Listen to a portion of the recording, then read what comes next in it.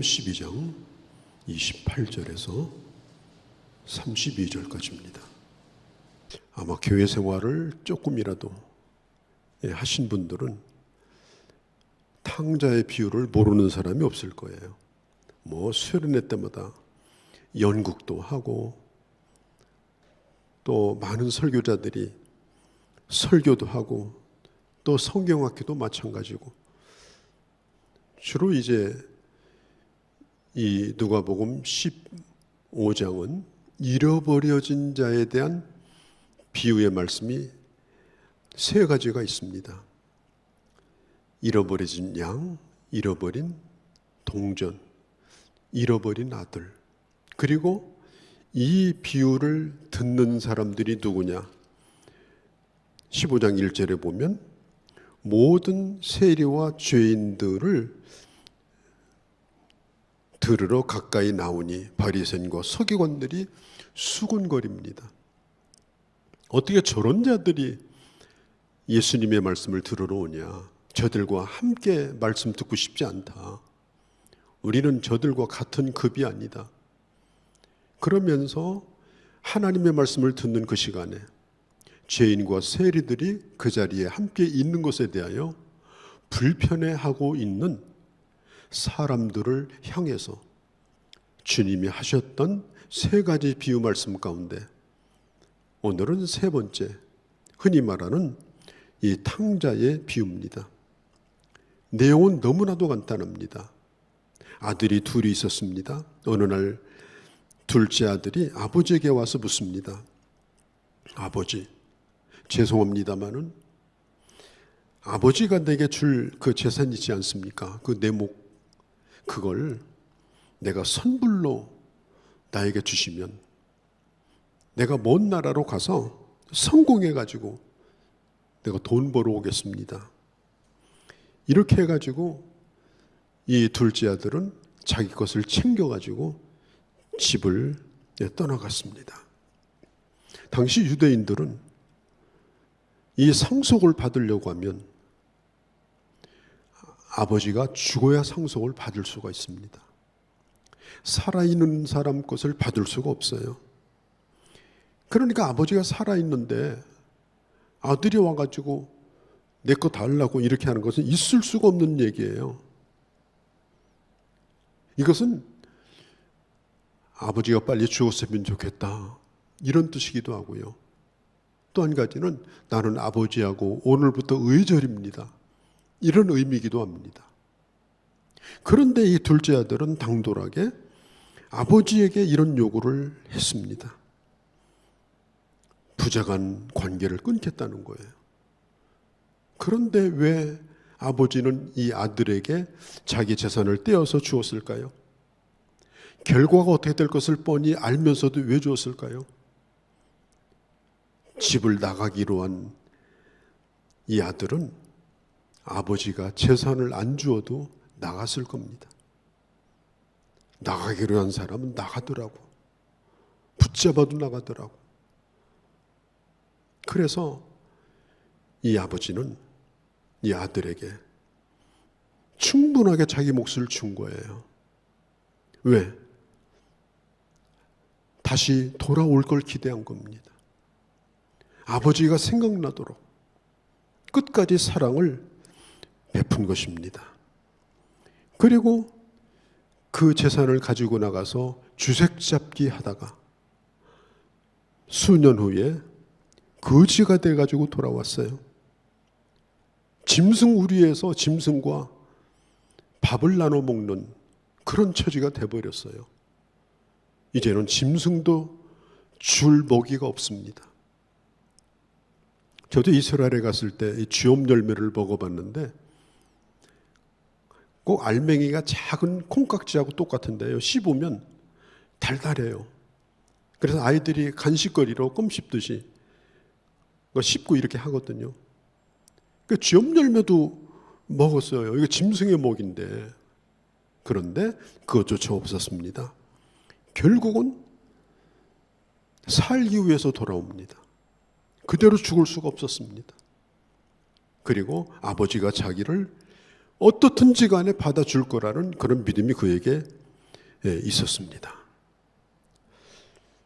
동네 오기에 들어서자마자 거리가 먼데도 몰골이 말이 아니게 변해버린 그런 아들을 아버지가 먼저 알아봅니다.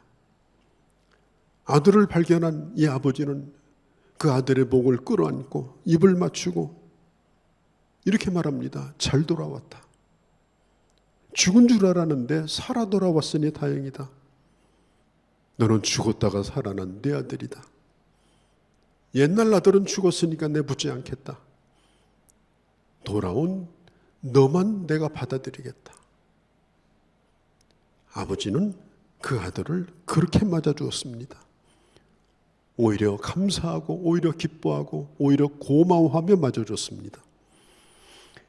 그리고 집으로 들어가자마자 종들을 시켜가지고 송아지를 잡아라. 그냥 송아지가 아니라 살찐 것으로 잡아라. 집에 있는 제일 좋은 옷을 꺼내주어라. 반지도 끼워줘라. 신도 신겨줘라. 완전히 아들의 모든 신분을 회복시켜줍니다. 집안은 잔치집이 됐습니다. 이 아들은 생각할수록 몸둘 바를 모르겠어요. 아무리 생각해도 이해가 안 되는 거예요. 이런 순간에 이 아들이 할 수 있는 건 뭐겠어요? 아버지의 사랑을 받아들이는 겁니다. 할 수 없이 뻔뻔해지는 겁니다. 종으로라도 써달라고 그 앞에 머리를 조아리고 엎드리려고 했는데 자기를 아들로 맞아주고 있으니 그것을 받아들이는 거, 그 수밖에 없어요. 여러분, 은혜라고 하는 것은 그렇습니다. 그냥 뻔뻔하게 받는 겁니다. 주시는 대로. 자격이 있어서 받는 게 아닙니다. 주시니 받는 겁니다. 이게 바로 복음인 거예요. 복음은 다른 게 아닙니다. 내가 한 것 없이 거둬 주신 거예요. 내가 한 것은 받은 것밖에 없어요. 하나님의 사랑을. 그런데 이 큰아들이 바깥에서 하루 종일 일을 하는데 탈진이 될 정도로 뜨거운 볕에 일을 하고 돌아오는데 힘이 다 빠져서 무거운 발걸음으로 집에 들어가려고 하는데 집에서 엄청나게 이게 시끄러운 일이 벌어진 것 같아요. 요란한 소리가 들립니다. 이상한 소리가 들립니다. 그래서 종들을 불러다가 물어봅니다. 도대체 우리 집안에 무슨 일이 생겼냐? 도련님, 몇 해 전에 그 제목 챙겨가지고 나간 동생이 있잖아요. 그 동생이 돌아왔어요. 그래가지고 주인 어른이 지금 잔치를 벌이는 거예요. 이 큰아들은 집에 들어가질 않았습니다. 아들이 문 밖에 있는 걸 알아차린 아버지가 큰아들의 거동을 보니까 영 마음에 거스리는 거예요. 그래서 집 밖으로 나가요. 그래서 큰아들을 붙잡습니다. 성경은 말하기를 큰아들이 노하여 들어가기를 즐겨하지 않았다. 아들아, 너도 그렇고 나도 그렇고 오늘 좋은 날 이렇게 하지 말자. 그 아들이 죽었을지도 모르는데 살아 돌아오지 않았느냐. 그리고 좀 마음에 안 들더라도 아버지 마음을 좀 이해해달라. 들어가자. 너도 내가 매일마다 저 동구 밖에 나가서 그 아들 기다리는 거 너도 봤지 않느냐. 너도 내 마음을 알지 않느냐. 그렇다면 불편하더라도 들어가자. 안 들어갔습니다. 알고 보니까 몇 년 동안 떠들다가 집으로 돌아온 탕자는 아들이 회복됐는데 지금 집 밖에서 들어오지도 않고 안색이 변하여 집안을 집 밖에서 뱅뱅 돌면서 불평을 하고 있는 이 큰아들이 바로 오늘 알고 보니까 그게 집 나간 탕자였습니다. 집안에 있는 탕자, 큰아들 탕자. 우리는 오늘 이걸 생각하려고 합니다. 그리고 오늘 우리 자신을 한번 돌아보기를 원합니다. 아버지의 마음은 지금도 우리와 똑같습니다. 오늘 성경과 자기 재산을 축내가지고 살아있을 때 그것도 가지고 나가서 성공도 못하고 실패해가지고 재산 다 날려먹은 거, 아버지는요 그 자식이 잘했느냐 못했느냐 이걸 따지지 않았습니다. 사랑이라는 게 뭡니까? 잘했느냐 못했느냐를 따지지 않는 게 사랑입니다. 그게 옳으냐 그르냐를 따지지 않는 겁니다. 아버지 머릿속에는 그런 것들이 조금도 문제가 되지 않았습니다. 자기 아들로 둘째 아들을 받아들이는 데는 그건 조건에도 안 들어갔습니다. 중요한 건 뭐냐면은 돌아온 것입니다. 돌아온 것. 그것도 건강하게 돌아온 것. 그래서 아버지는 참을 수가 없었습니다.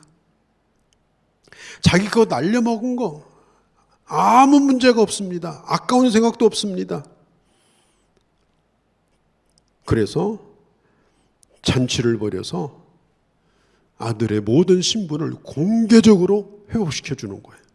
모든 사람들이 다 울도록. 너 창피하니까 방 안에 들어앉아 있어. 이렇게 하지 않았습니다. 온 동네 사람들이 다 알 수 있도록. 아들의 옷을 입히고 아들의 반지를 끼워서 그를 대접해 주는 겁니다. 그런데 형의 마음은 좀 달랐어요. 건강하게 돌아온 거 관심 없습니다. 살아서 돌아온 것이 불쾌했습니다. 거짓골로 돌아온 게 이게 부끄러웠습니다. 그리고 아버지 마음이 이해가 안 됐습니다. 어떻게 저런 동생을 받아주냐? 사람도 아닌 사람 같은 저런 사람을 어떻게 받아주냐? 여러분, 사도 바울이 참 아팠던 교회가 바로 고린도 교회예요. 왜냐하면 고린도 교회는 너무너무 많은 문제가 있었습니다. 그래서 고린도 전서와 후서를 읽어보면 바울이 그 교회를 향해서 많은 책망을 했어요. 그런데 이 책망을 하면서도 바울이 한마디도 쓰지 않았던 단어가 있습니다. 그것이 뭐냐면은 너희는 틀려먹었다. 이런 말을 안 썼어요. 너희는 틀려먹었다. 이렇게 쓰지 않고 고린도전서를 보면 너희는 아직 어리다. 이렇게 썼어요. 어린 것이 틀린 것이 아니다. 어리면은 걸어가다가도 넘어지고, 어리면은 모르는 것도 많고, 어리면 철도 없고, 자라나면 괜찮겠지. 이렇게 생각한 거지. 너희들은 틀렸어. 고린도 교회는 아니야. 그 부족한 것을 가지고 그 교회 자체를, 그 사람 자체를 완전히 부인해버리는 그런 일을 바울은 하지 않았습니다. 자라나면, 시간이 지나가면 언젠가 성숙한 교회로, 성숙한 하나님의 사람으로 설 것이라고 그렇게 기대를 한 겁니다. 우리 교회 생활을 잘 하는 사람들의 마음속에는 자기도 모르는 사이에 아직 충분히 잘할 가능성이 있고, 또 몰라서 그렇게 하는 거고, 또 안다 한들 그렇게 할 힘이 아직 없고, 그런 사람들이 있음에도 불구하고 그 사람을 향해서 저거 틀린 거야, 그럴 수 없어, 이런 식으로 옳고 그름을 판단하고 따지고 알곡과 쭉정이를 가리듯이 가려놓고 그렇게 하라고 하나님이 우리를 먼저 부른 게 아니에요. 그렇게 하라고 하나님이 우리를 먼저 여기 앉힌 것이 아닙니다. 한 영혼이 회복되는 걸 보면서, 또 부족하면 회복될 가능성을 보면서 조금씩이라도 좋아지고 세워져 가는 걸 보며 벅찬 기쁨과 감격, 그런 감격을 가진 사람만이 고린도전서 데살로니가전서 5장에 있는 것처럼 항상 기뻐하는 사람이 될 수 있는 거예요. 어디 벽 쳐다보고 웃는 게 기쁜 게 아닙니다. 영혼을 사랑하는 마음이 너무 기쁘고 한 영혼을 품는 것이 너무나 감사해서 그래서 감사하고 그래서 기뻐하는 것이 진정한 기쁨이고 감사인 겁니다. 그런 마음이 없이 어떻게 웃고 다닙니까? 그런 마음이 없이 기뻐합니까? 아버지가 형에게 말해요. 내 동생은 죽었다가 살았으니 또 잃었다가 얻었으니 오늘 좋은 날이니까 이렇게 하자. 이렇게 말을 합니다. 그때 이 큰아들이 기가 막힌 얘기를 해요. 뭐라고 말을 하는가 하면 아버지, 내게는 염소 새끼 한 마리도 주워가지고 내 친구들 데려다가 언제 한번 회식이라도 한번 시켜줬습니까? 아버지, 언제 나를 큰아들로서 동네 사람들에게 공개적으로 사람들이 다 모이는 곳에서 나를 알아준 적이 있습니까? 내가 아버지한테 잘못한 게 뭐가 있습니까? 하라는 대로 다 했습니다. 10시 안에 들어오라면 10시 안에 들어오고 밭에 나가 일하면 밭에 나가 일하고 내가 못한 게 뭐가 있습니까? 내가 규칙을 깨트린 게 뭐가 있습니까? 여러분 꼭 기억하셔야 돼요. 뭘 하라는 대로 잘 하는 것보다 더 중요한 게 뭔지 아세요? 아버지의 권위를 인정하는 거예요. 아버지의 권위. 내가 정말 부족하고 연하가 할지라도 그 아버지가 어떤 분인가를 알고 아버지의 권위를 인정하는 것. 그게 바로 효도고 그게 바로 아버지를 기쁘게 하는 것입니다. 좀 이 정도 됐으면요. 지금 이런 대화가 어디서 이루어진 거예요? 대문 밖에서 이루어진 거예요. 그러면 거기에 두 사람만 있어요? 아니에요. 사람들이 다 듣고 있어요. 지금 이 아들은 공개적으로 아버지에게 모욕을 주는 거예요. 공개적으로 아버지에게 섭섭하다고 말하는 거예요. 공개적으로 그 아버지가 얼마나 나쁜 아버지인가, 큰아들에게 잘못하고 있는가 하는 것을 사람들에게 보여주고 있는 거예요. 그래도 아버지는 그 모든 것을 드러내지 아니하고 아들에게 끝까지 얘기합니다. 오늘 좋은 날이니까 좀 못 이기는 척하고 그래도 오늘 집에 좀 들어가자. 집에 들어가자. 그게 마땅하지 않니? 오늘 이 비유가 그렇게 끝나요. 집에 들어갔다는 얘기가 없어요. 오늘 성경에 보면 32절에 그게 마땅하지 않니? 들어가는지 안 들어가는지는 저도 잘 모르겠어요. 집 문 앞에서 집에 들어가기를 싫어하고 버티고 있는 이 큰아들이 바로 이 탕자입니다. 이 사람이 지금 강조하고 있는 게 뭐예요? 오래도록 일한 것만 강조해요. 오래도록 집 안 떠났다는 것을 강조해요. 자기는 도덕적으로 적어도 크게 나쁜 일을 한 적이 없다라고 자기의 그 도덕적인 삶, 그걸 강조합니다. 이 큰아들이 가지고 있는 것 가운데 가장 큰 문제가 뭐냐면 아버지를 바라보는 생각 자체가 잘못된 겁니다. 그는 아버지와 그렇게 오래 같이 있으면서도 아버지가 누구인지를 잘 몰랐어요. 염소 새끼 한 마리도 잡아주지 않는 아버지, 누구에게도 자기를 칭찬해 주지 않는 아버지, 그런 아버지로 생각을 한 거예요. 왜 둘째에게만 재산 떼어줬습니까? 왜 집에 남아서 나를 고생시킵니까? 그런데 성경에 보니까 이렇게 말해요. 12절에 각각 나누어 주었더니, 아버지가 그 살림을 각각 나누어 주었더니, 그러니까요, 이게 이미 각각 다 나눠준 거예요. 아들도 이미 받은 겁니다. 그냥 가지고 있는 거죠. 뭐 땅을 들어갑니까? 밭을 들고 나갑니까? 집도 그대로 있고 아버지가 이미 다 주었어요. 작은 아들이 가지고 간 거 외에는 아버지가 죽으면 그게 다 큰 아들 거예요. 그런데 이 아들은 어떤 생각을 하냐면 나는 못 받았다는 생각을 하는 겁니다.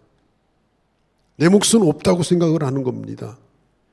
심지어 뭐라고 얘기하는가 하면 염소 새끼 한 마리 받은 적이 없다고 말을 합니다.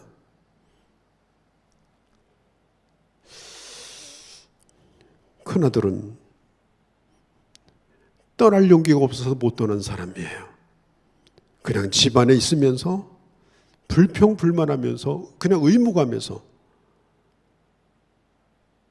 아버지 마음에 들게 하려고 최선을 다한 것뿐입니다. 겉으로 볼 때는 종이나 똑같았습니다.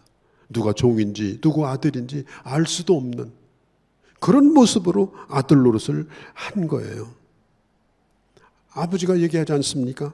너는 항상 나와 함께 있으니 내 것이 다 너의 것이 아니냐.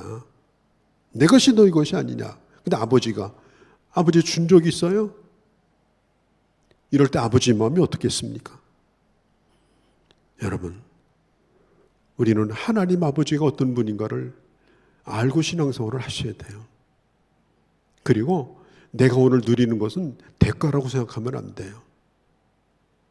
마태복음 20장에 보면 품꾼의 비유가 나오는데 아침 일찍이 부름을 받은 품꾼도 있고 퇴근 무렵에 부름받은 품꾼이 있어요. 나중에 일당을 주는데 아침 일찍이든지 늦게든지 똑같은 일당을 주는 거예요. 그래서 아침 일찍이 나온 사람이 이 주인에게 항의를 하는 거예요. 아니 저 사람에게 저렇게 주려면 시간으로 따져도 우리는 몇 배 줘야죠. 왜 이러는 겁니까? 그때에 우리 주님 하신 유명한 말씀이 있어요. 너 그렇게 하면 먼저 된 자가 나중될 수가 있다. 먼저 와서 일했으면 오히려 더 감사하고 조금이라도 아버지를 더 기뻐할 기회가 있었고 조금이라도 더 주님의 말씀을 들을 수 있었고 조금이라도 더 하나님의 교회를 섬길 수 있었고 그거 하나만 가지고도 감사하지 않느냐. 뭐 일당을 더 달라. 너 그렇게 하면 나중될 수 있어. 하나님의 은혜를 은혜로 받지 아니하고 그것을 자기 대가로 자기 공로로 심지어 그 보상을 요구하게 된다면 어떻게 되겠는가. 그런 말씀을 해주신 적이 있습니다. 오늘 이 아들도 마찬가지입니다. 나중에 알고 보니까 보상을 요구하는 거예요. 나에게 왜 준 게 있습니까? 저도 자식을 키웁니다마는 항상 아버지로서 어머니로서 내가 내 자식에게 충분히 해줬다고 생각하는 부모는 없습니다. 늘 아이들한테 죄송하죠. 미안하죠. 그런데 어느 날 그 자식이 내게 와서 아버지, 그것도 다른 사람과 비교해서 아버지 나한테 해준 게 뭐 있어요? 어떤 애는 그렇더만 나한테 그런 거 해준 적이 있어요? 그러면 제가 무슨 할 말이 있겠습니까? 내가 너한테 충분히 해줬다고 하겠습니까? 그게 아버지 마음이에요. 아버지는 다 주고도 부모는 다 주고도 늘 미안한 거예요. 아버지 집에서 이제까지 먹고 자라난 이 아들이 하는 얘기가 뭐냐? 염소새끼 한 마리라도 잡아준 적이 있습니까? 이러면 그 아버지가 무슨 말을 하겠습니까? 더더군다나 이 큰아들은요, 자기 동생을 자기 동생이라고 안 불렀어요. 당신의 아들이라고 그랬어요. 아버지의 아들. 그 말은 뭐예요? 내 동생이 아니라는 겁니다. 여러분, 얼마든지 교회 공동체 안에서 이런 탕자가 존재할 수가 있습니다. 나는 충분히 남을 비판할 자격이 있다. 나는 충분히 다른 사람과 비교해서 잘한 것이 많기 때문에 나는 나보다 못한 사람을 이 정도는 내가 대해도 나는 된다. 그러면서 뭔가 자기가 잘했다고 생각하면서 당신의 아들, 당신의 아버지라고 혹시 나는 부르지 않는가. 그렇게 하다가 나중에 돌아온 아들이 자기보다 훨씬 더 잘해요. 자기보다 막 더 효도를 해요. 그러면은 나중에는 분노가 생겨요. 열등감이 생겨요. 이제는 경쟁으로 여겨요. 그런 일들이 일어날 수 있는 것입니다. 집안에 있는 탕자, 그는 정말 자기 아버지가 누구인지를 모르고서 아들 노릇을 한 사람이에요. 둘째가 돌아왔을 때 그 자기 동생을 맞아주는 아버지를 보면서 생각이 있는 큰아들이라면, 내가 우리 아버지를 잘 몰랐는데 정말 우리 아버지 대단하시다. 우리 아버지 정말 훌륭하시다. 우리 아버지 같은 분은 세상에 없을 것이다. 오히려 그런 순간에 아버지를 더 알아야 되잖아요. 그런데 이 큰아들은 아버지에 대한 지식이 조금도 없었습니다. 죽었다가 살아난 그 아들을 맞아주는 아버지로 생각했다면 아마 그도 기쁘게 뛰어들어가서 그 동생을 끌어안았을 거예요. 아마 제 생각입니다만은 오늘 날도 추운데 큰아들은 아마 밖에서 지금도 서성이고 있을 거예요. 덜덜 떨면서. 이 가운데는 그런 분이 없기를 바랍니다. 하나님의 마음을 품고 하나님의 사람으로 영혼을 충분히 품고 하나님이 기뻐하는 자를 나도 기뻐하고 하나님이 사랑하는 자를 나도 충분히 사랑하고, 그렇기 때문에 하나님의 기쁨이 내 안에 충만하고 하나님의 감사가 내 안에 충만하고 하나님의 정말 이 아픈 손가락 같은 이 사람은 따지고 보면은 이게 둘째 아들이 아니라 이 큰아들이에요. 감사한 마음 없이 그냥 종처럼 매일 일하는 거예요. 꾀도 안 부리고 일하는 거예요. 웃은 적도 없고 감사한 적도 없고 기뻐한 적도 없고,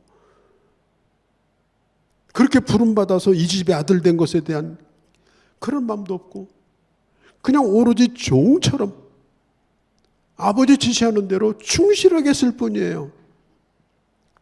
나를 사랑하고 내 동생을 사랑하는 그 아버지의 애틋한 마음을 그는 읽지를 못했던 것입니다. 여러분, 우리가 12월달을 지나고 있는데 우리가 사랑하는 우리 성도들에게 그리고 이웃들에게 내가 줄 수 있는 최선의 선물이 뭐겠습니까? 그 사람이 하나님의 사랑을 더 알 수 있도록 내가 도와주는 겁니다. 아마 아버지가 둘째 아들을 끌어안고 있을 때 그 형이 와가지고 그 동생을 끌어안았다면 얼마나 기쁘겠어요. 헨리 나웬이라고 하는 사람이 있는데 이 사람이 이 탕자에 대한 그 유명한 그림을 어느 날 보고 있었습니다. 그래서 막 1시간을 봤다고 그래요. 그 탕자를. 그러다가 어느 순간 옆에를 딱 보니까 그 커튼 뒤에서 아주 메마른 얼굴로 쳐다보고 있는 한 사나이가 보였더라는 거예요. 그러면서 마음에 부딪혔어요.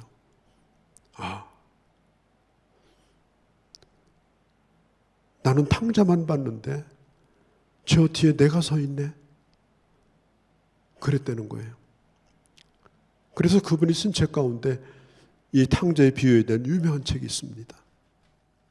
우리는 탕자의 비유를 읽으면서 집 나간 탕자를 생각하는, 물론 좋습니다만은, 그러나 그 뒤에서 환영하지도 않고 메마른 얼굴로 무관심하게 아버지는 끌어안고 있는데 팔짱을 끼고 서 있는 바로 그 사람.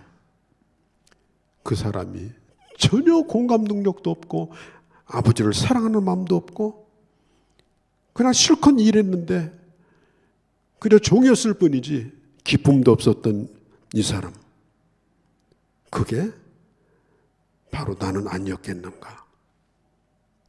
이 사람은 이래서 싫고 저 사람은 저래서 싫고 아니올시다. 우리는 옳고 그름을 따지라고 여기 부름받은 게 아닙니다. 누가 잘했고 잘못한 걸 가려내라고 부름받은 것이 아닙니다. 하나님이 부르셨으면 오늘 여기에 있는 그가 누구든지 간에 우리는 그를 끌어안고 하나님의 사랑으로 하나님과 더불어 함께 기뻐하라고 오늘 여기에 있는 곳입니다. 물론 내가 내 자신을 내 일 때문에 기뻐하는 것도 좋아요. 난 여러분들에게 기쁜 일이 많기를 바랍니다. 그러나 더 기쁜 것은 하나님이 기뻐하는 영혼 때문에 나도 기뻐하는 것. 우리 주님이 말씀한 것처럼 기뻐하는 것이 마땅하지 않겠느냐? 내가 기뻐하는데 너 큰아들 기뻐해야 되지 않겠느냐? 내가 그를 맞아주는데 너도 맞아줘야 되지 않겠느냐?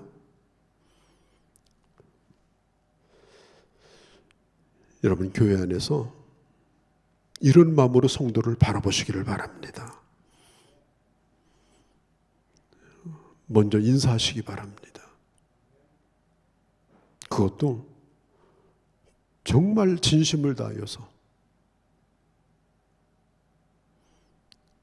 최고의 VIP로 여러분들이 만나는 성도 한 사람 한 사람을 그렇게 대하시기를 바랍니다. 또 혹시라도 여러분들 곁에는 연약한 사람들이 있다면 그 연약한 사람에 대하여 관심을 가지시기를 바랍니다.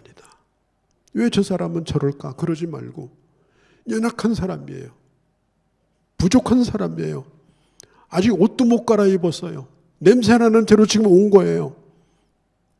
내가 갈아입혀주면 되는 거예요. 내가 그런 대접을 해주면 그도 그럴듯한 사람이 되는 거예요. 그를 비난하고 비판하는 것이 아니라 그렇게 하면 그도 멋있는 하나님의 사람이 되는 겁니다. 그래서 그들을 잘 맞아주고 아껴주고 그리고 세워주고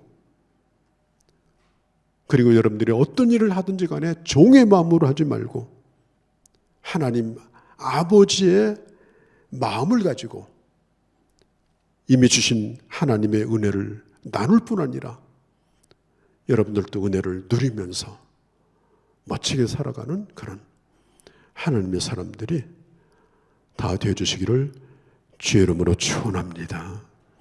거룩하신 우리 아버지, 아직도 집 밖에서 아버지와 실갱이를 하면서 들어오지 않고 집을 맴돌고 있는 그 큰아들이 나는 아니었는가? 깊숙이 들어오지 못하고 비상적 관계 속에서 진정으로 살아가지 못하고 풀어주지 못하고 그 영혼을 아끼지 못하고 세월만 보냈던 나는 아니었는가?